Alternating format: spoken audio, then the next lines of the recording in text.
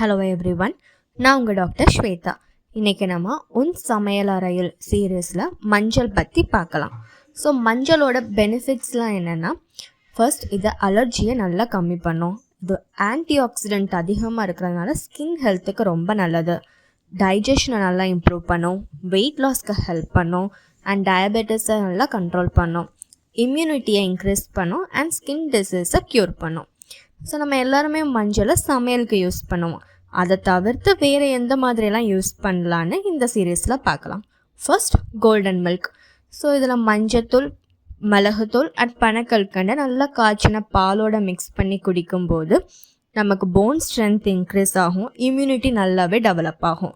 Next டீத்தோட ஹெல்த்துக்கு பார்த்தோன்னா மஞ்சத்தூள், உப்பு, தேங்காய் எண்ணெய் இதை நல்லா மிக்ஸ் பண்ணி ப்ரஷ் பண்ணதுக்கப்புறம் பற்களில் நல்லா அப்ளை பண்ணும்போது ஈறுகள் வலுப்பெறும், இரத்த கசிவு கம்மியாகும், அண்ட் மஞ்சக்கரை இருந்துச்சுன்னா அது நல்லாவே சரியாகும்.